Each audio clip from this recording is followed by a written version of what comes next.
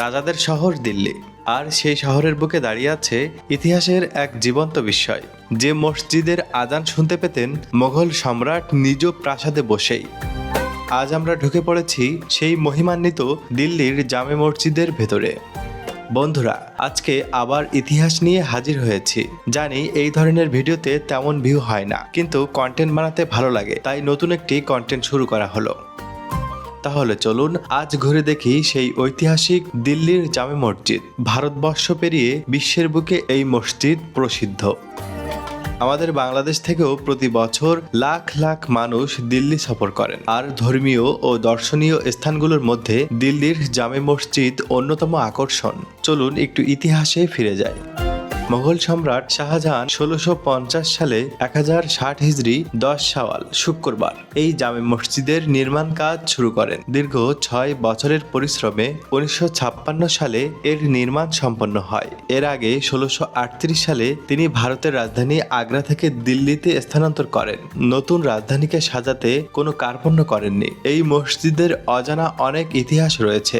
এই মসজিদের আজানখানা এমনভাবে নির্মাণ করা হয়েছিল যাতে পাশের ঐতিহাসিক লাল কেল্লাতে বসেই বাদশাহ আজানের ধ্বনি শুনতে পারেন। ভাবুন তো কি অসাধারণ পরিকল্পনা ছিল সেই সময়ে। দিল্লির জামে মসজিদটি বিশাল গম্বুজ বিশিষ্ট, লাল বেলে পাথর ও সাদা মার্বেলের সমন্বয়ে নির্মিত। এই স্থাপত্যে রয়েছে মোগল শিল্পের অনন্য নিদর্শন। মধ্যখানে রয়েছে মেহরাব এবং মোগল স্টাইলে নির্মিত মেম্বার। মসজিদের বিশাল উঠান মূল নামাজ ঘরের চেয়ে 3-4 ফুট নিচে অবস্থিত। উত্তর, দক্ষিণ ও পূর্ব পশ্চিম দুই দিকেরই দৈর্ঘ্য 109 মিটার, অর্থাৎ পুরো চত্বরটি প্রায় বর্গাকৃতির। মাঝখানে রয়েছে একটি পানির হাউজ, যেখানে মুসল্লিরা ওযু করেন। পাশের একটি কূপ থেকে এখানে পানি সরবরাহ করা হয়। একসঙ্গে প্রায় 25,000 মুসল্লি এখানে নামাজ আদায় করতে পারেন। ঈদ ও জুম্মার দিনে এখানে মানুষের ঢল নামে, যা সত্যিই এক অপূর্ব দৃশ্য তৈরি করে।